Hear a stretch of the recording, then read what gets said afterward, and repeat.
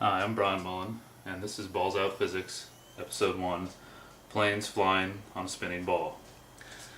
About 7 months ago, or well, 8 months ago, beginning of the year on New Year's Day, I went and saw Interstellar, and I thought it was awesome. And it got me to go back and read this book for probably about the third time in my life, What is Relativity? It was written in 1959. Really good book, very good explanation of relative motion. From planes, moving across the Earth with balls bouncing inside them, all the way up to things traveling at the speed of light. It gives a really good explanation of Einstein's theories. And so, here I am, my head in the clouds, thinking about relativity and space travel and all this craziness. And I was, just bored one day, sitting on the couch, looking through YouTube videos, and a couple flat Earth conspiracy videos popped up in the that suggested videos to watch, and I'd seen those before, and I always had thought to myself, "There's just no way," But I'm a very open-minded person, and I was, in the mood to watch something different, so I said, "What the heck? I'll watch one of these." Thinking it would be good for a laugh. Well, about halfway into it, I wasn't really laughing. I was actually questioning a lot of things, and one of the biggest things that caught my attention was planes flying on a spinning Earth, trying to land on north and south runways. Because the Earth rotates from west to east, and things don't seem to line up based on the examples they were showing. This was all graphically, and so I started to look into this a lot. And what really surprised me at first is I'm a structural engineer, and I've taken a lot of physics courses in my life, and I started to look into the curvature of the Earth and the rotation and the speeds of Earth, and it kind of blew my mind that I'd never really thought about how fast the Earth rotates or how much it actually curves. Here I am researching flat Earth theory, and I'm actually studying the curvature of Earth and the speed at which it rotates. I mean, there's some serious irony there. Our Earth, our model shows it spinning from west to east around an axis, which is represented by this little stick, and the circumference of the Earth at the equator, right here, is, the circumference of the Earth is 24,901 miles. So at the equator, since that's the farthest point from the axis of rotation, and there are 24 hours in a day, the speed of the Earth is 24,901 miles divided by 24 hours gives you 1,038 miles per hour. That's the instantaneous velocity at any point along the equator. I mean, that's what it has to be if everything we're told is true. So that's really fast. That's faster than the speed of sound, which is Mach 1, 761 miles per hour. So I never really thought about how fast that is. I always thought just kind of assumed it was moving really slow, and you don't really think about how much distance has to be covered in one day. But I also had never thought about or even calculated how much it actually curves. The general accepted value is 8 inches per mile, and I mean that's what it has to be based on the circumference, and that's 8 inches per mile varying with the distance squared, because if you're standing, or if you're on a point that's just above the surface of the Earth, or just on the surface of the Earth, and you look straight out away from you, across water, of course, because land has mountains and all kinds of things, but going across the surface of water, at the first mile you would expect to see an 8-inch drop down to the curve. And at the second mile, because it's a curve curving down, it's continuously getting farther away from that horizontal line that you're driving, that you're sighting out away. The second mile is 8 inches times 2 miles squared, which is 32 inches. And then third mile is 8 inches times 3 miles squared, and if 3 miles squared is 9, it gives you 72 inches. It starts to drop off pretty quick. And so I'd found that the flat Earth community had created this. Someone out there did this. This is a curvature chart. The flat earthers are making a curvature chart, and they're showing how much curvature would have to be, we would have to see in all directions, because it's a sphere, anywhere on Earth. And this was drawn in AutoCAD, and since I'm an engineer, I have access to AutoCAD. The first thing I did is I went and drew a circle with a radius of 3,959 miles, which is the accepted radius of our Earth, I converted that to feet, which comes out to over 20 million feet, and started plotting points and finding that this is very accurate. This is exactly what you get. So I'm starting to wrap my head around how much curvature there should be, and that's quite a bit, and it's kind of hard to find it. So anyway, one of the first things I did is I set up a problem about the spinning planes. It was a physics problem. I studied relativity. I figured I could do this. The idea of this problem is that we are an observer, a stationary observer, looking at Earth, watching a plane fly. And this is based on a direct flight I took in college from JAX to LAX. The two airports are about 2,000 miles away from each other. And I flew there and then flew back, and I like doing the problem going back because it's more interesting that way. Because we're rotating with the Earth, and also a lot of some flat earthers out there have said things like, if the Earth is rotating 1,000 miles per hour at the equator, planes can't fly that fast, so they can't catch up to it, and that's not really true, because if the plane's already rotating with the Earth when it takes off, it's the speed it gains in the air is added to the initial speed it already had. So that's not true, but there is a problem here, and that's what I want to get into. So these two airports are 2,000, here's my dimension line here, they're 2,000 miles apart roughly. And we're just going to say they're 2,000 miles apart in order to keep this simple. Okay, and they're also, they're not at the equator, they're north of the equator, a little over 2,000 miles, both of them. Jacksonville's over here in Florida, and LAX is over here, California. LAX is about 250 miles north, I think 250 miles north of JAX in Jacksonville. But we're going to say that they're at the same latitude, just to keep it easy, to keep the problem easy. And so as I was showing you on the ball, as you move up away from the equator, the diameter of the Earth around the center axis decreases, so your velocity decreases. You can calculate this, and I played around with some numbers, and I got between 850 and 900 miles an hour for both airports. So I just said let's just use 900. Just to keep it easy. It's a hypothetical problem, but it is based on reality. So the reality we're all taught to believe. So here we are. We're going to fly back to JAX. Sitting on the airport in LAX, we're going 900 miles an hour east. The Earth is moving that fast, but we can't feel it because everything's stuck to it, right? So we're told. So the plane takes off and gets up to its cruising altitude, whatever that is for the day, 30,000, 33,000 feet, whatever they're going to fly at. And it gets up to a cruising speed of, let's say, the velocity of the plane, VP, equals 600 miles per hour. Now, since it was already moving, the velocity of the plane relative to Earth, which we'll call VPE, is now 600 plus 900 miles an hour gives us 1,500 miles per hour. This thing's really moving. Okay, but it's relative velocity, so it only seems like 600 miles per hour to us on the plane, right? That's the theory. So everything makes sense. We're moving fast, 600 miles per hour faster than the Earth is spinning, so we're moving towards Jacksonville. But here's where we run into a problem.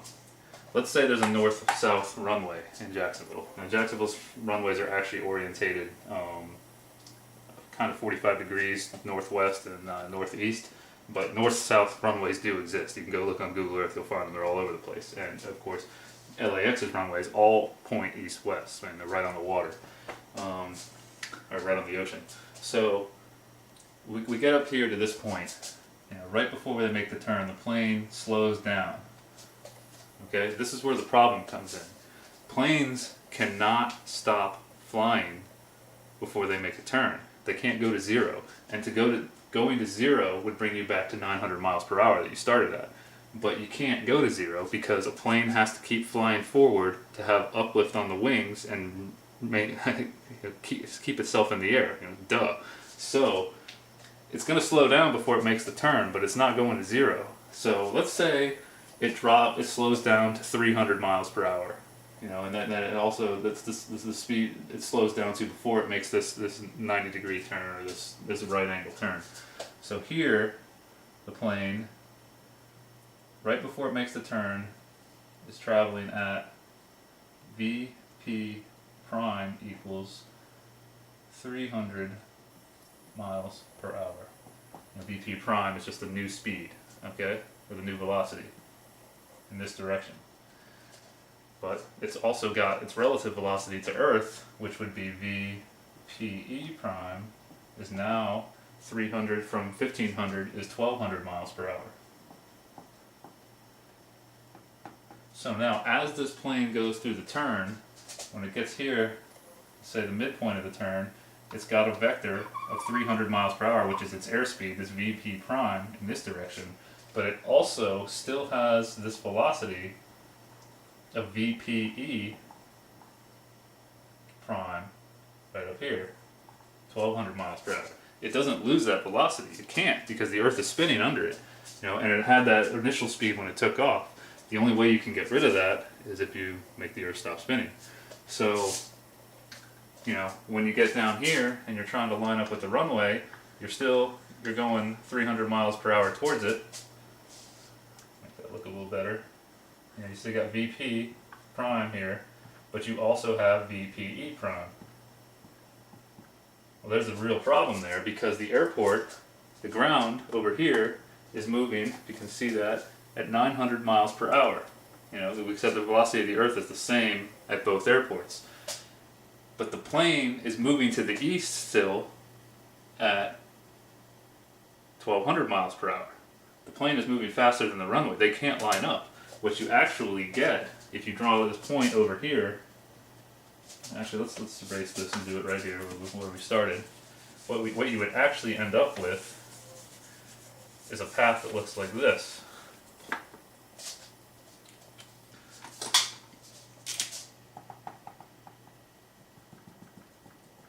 More of a linear path, because the plane, if this point represents the plane has a vector this way and another much larger vector this way. So you're getting something like that. The plane is actually sliding sideways through the air. That doesn't make sense. I mean, it's kind of what's going on. This question, of course, people say, well, the atmosphere, this is what I thought too initially, the atmosphere is moving with the Earth. So, since the atmosphere is moving with the Earth, it's like a fluid that you're traveling through, so it doesn't matter that your initial speed was 900 miles per hour, and then you have a relative speed, and that doesn't work. When you really start to think about it, it doesn't work. The best example I got from another engineer I showed this problem to was, he said, what about a fly on a train? The train, the air in the train is moving with the train, and the fly can buzz all around inside the train. You've probably seen bugs in a vehicle before of some sort. The fly is unaffected by the movement of the train. Well, first of all, a fly can hover, which a plane can't do, and also the air in the train is contained within the shell of the train. Earth does not have a shell that, at least so we're told, that contains all the air. The space shuttles and rockets and everything flies through it. They leave the Earth. What's supposed to hold our atmosphere to our Earth is gravity. So we're told, air actually still has a mass, and so gravity pulls. Anything with mass exerts, as we're told, anything with mass exerts a force on anything else with mass, and they attract each other. I'll get into that in another episode, because that's also a big issue I'm finding. But so the atmosphere, spinning with the Earth, wind blows in all different directions. It's not constantly blowing from west to east, because if it was moving with the Earth, it would be blowing from west to east, and that wouldn't help us at all, because the plane is also going from west to east. So if anything, the atmosphere is just pushing it along. It's not helping slow it down. If you reverse the problem and go the other way and flip the runways around, which is what I initially did, you end up with the plane going 300 miles per hour too slow. And of course, if the atmosphere is going from west to east, then maybe you could say that the atmosphere pushes the plane back up to that velocity. But Newton's first law says that an object in motion stays in motion unless acted upon by an outside force. So an object in motion relative to another object in motion stays in motion relative to that object unless acted upon by an outside force. It has to. The atmosphere doesn't answer the question. And the other problem with the atmosphere is air gets thinner as you get farther away from the Earth. So the gravitational pull on the air as you get higher and higher is less. So by conservation of angular momentum, air at higher altitudes it would have to be spinning slower. And this, this is where, the actual concept of dark matter comes from in galaxies, because stars at the outer edges are spinning at the same speed as stars in the inner ring of the galaxies, and so we say there's more mass there to make up for this. And that's another thing I'll cover in a coming episode. But there's no real answer for this. So I started thinking about this. I'm trying to visualize this, because we never do problems like this, in my engineering classes in college, we used to break down, we derive equations, calculus. We'd use calculus to break down equations that somebody else had already derived before, and I always thought it was annoying because, it always comes down to a simple algebraic expression. Everything in our world becomes very simple. It's kind of amazing. But, everything breaks down to a simple algebraic expression. We'd go through all this proof to back check what these guys had done. But never did we back check our theory of living on a spinning ball, ever. We don't do these problems. Why? Why don't we talk about the curvature? Why don't we talk about the velocity? I went back to school and took astronomy in 2013, and we kind of talked about this, but not in depth like this. And then the other thing I started to think about is, I live in Central Florida. I heard a sonic boom one time from supposedly the space shuttle landing. Rattled my windows and doors. It woke me up, scared the crap out of me. It was pretty awesome actually at the time. The landing strip for the runway at Cape Canaveral is north-south. The north end actually points a little bit to the west, this way. Actually, west is actually this way. But it's mostly north-south. And I also have seen the space shuttles take off from the beach. I accidentally saw one. I just happened to walk out on the beach up in Jacksonville one time and saw one take off. And I saw it go out over the water, going to the east, which would actually be this way. Going out over the water to the east. And then it disappeared from my sight. I thought it went out into space. So it's rotating with relative to the rotation of Earth. Definitely. And when it gets up into space, it's still going to have those components. It's adjusting with we're told it adjusts its movement in space with air jets. Spraying mass out into nothingness, which I'm also going to do another episode on, because that doesn't make sense either. But we'll get into that too.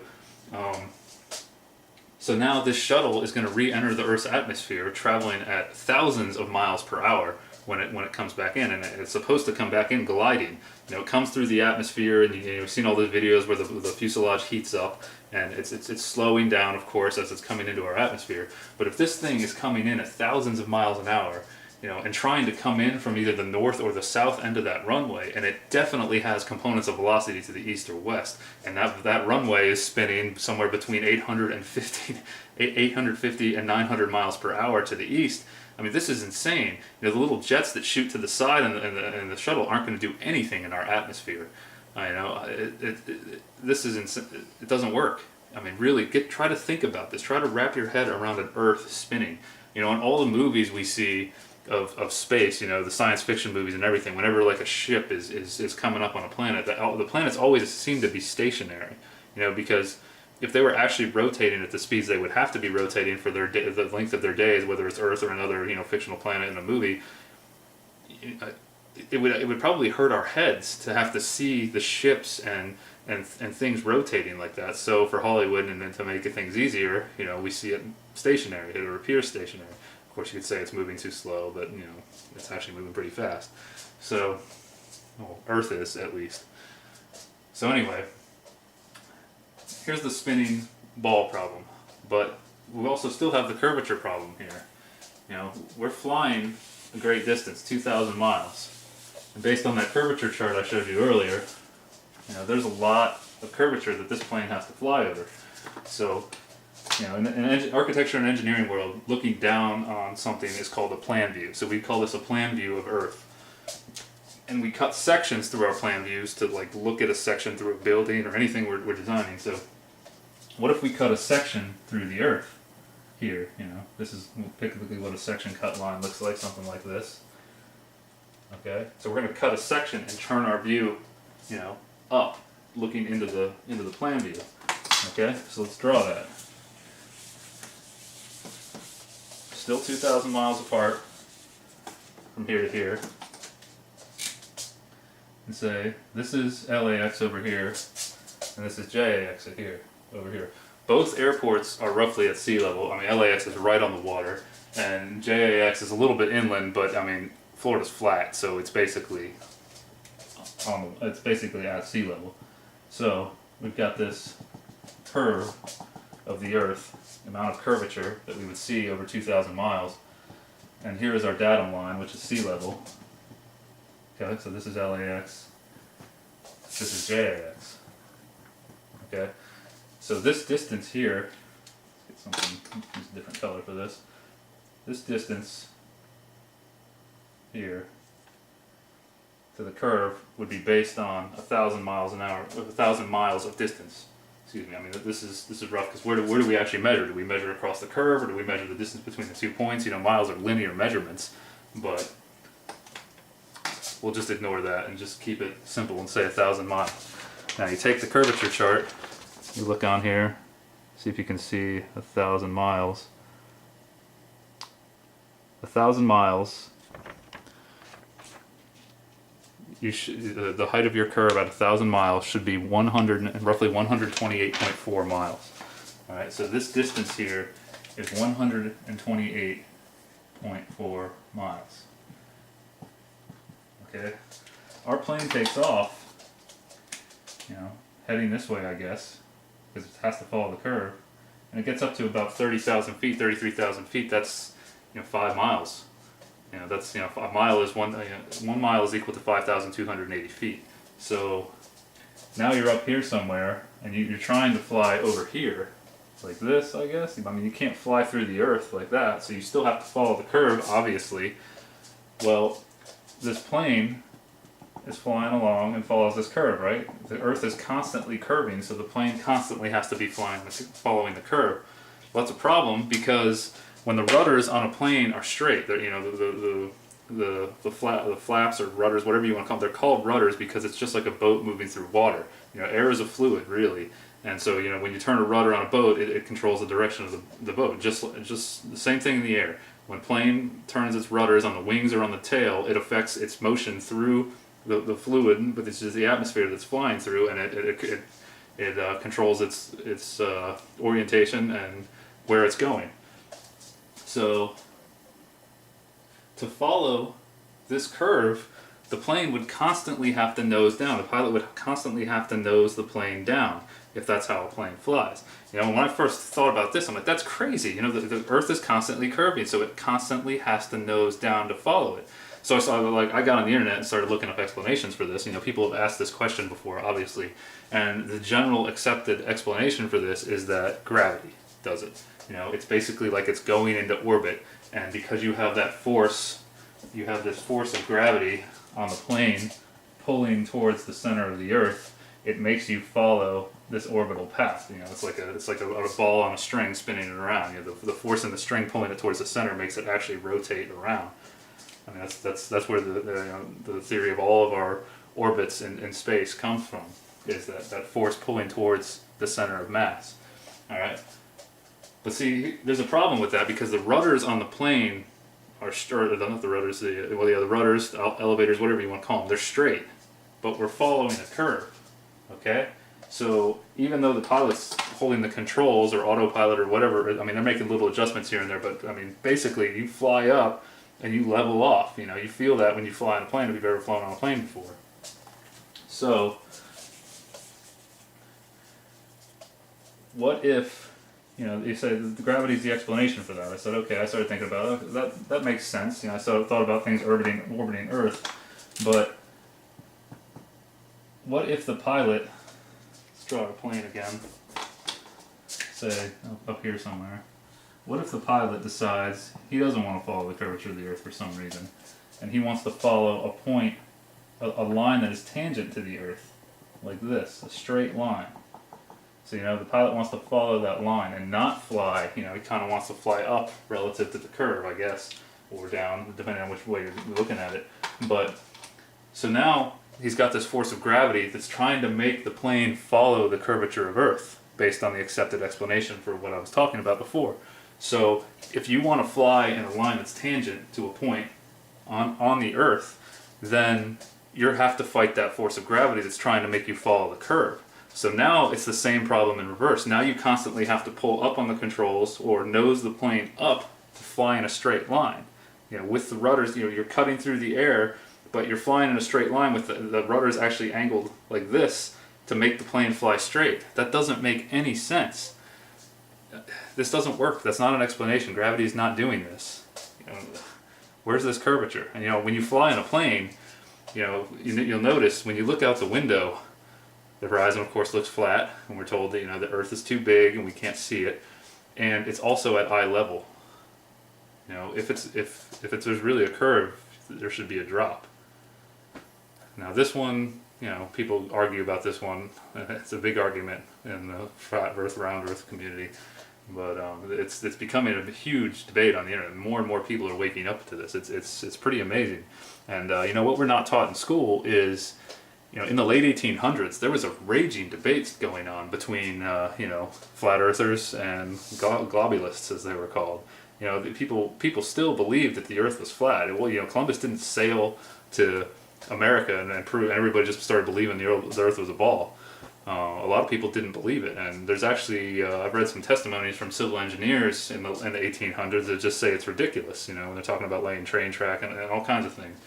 So I'm at a loss here. I don't know what to think. I mean, I'm kind of thinking it's flat and stationary. I've gone to Lake Apopka and I've taken my telescope there, and on the south end of the lake, you know, Lake Apopka is one of the biggest lakes in Florida. I think it's the second biggest. On the south end of the lake with my telescope sitting 3 feet above the shore, I can see the North Shore 8 miles away. Well, based on the curvature chart, there should be, what is that? Based on 8 miles, I should have a 43-foot drop from one side to the other. I shouldn't be able to see the shore. You know, there should be a curve of water in my way. I mean, you can't see it on a rough day when the waves are in the way, but on a calm day, you can. That doesn't make sense. I should not be able to see that. So, I don't know what's going on here, you know. I've had my world turned upside down or right side up by this. I've spent a lot of time researching this, you know, a good 7 months, and I've seen a lot of different things. There's a lot of topics to talk about, but this is the one I thought I'd start with. So, I mean, you guys out there, you can leave comments, call me crazy if you want to, but you got to give me an explanation for this if you're going to call me crazy, and, you know, help me out here. I'd love to go back to believing that I live on a spinning ball, and if this isn't some massive conspiracy and we all haven't been duped, but human beings are very easy to fool. And it's actually much easier to fool a human being than to convince a human being that they have been fooled. You know, we come into this world, we don't know where we come from, we don't even know how our thought process actually work. You know, we don't know how we're able to simultaneously create thoughts and perceive them at the same time. You know, we still can't explain that. So what do we really even know? Anyway, that's getting off topic. This is episode 1. We'll be getting into more. I'll have many more episodes after this, hopefully. So until next time, peace.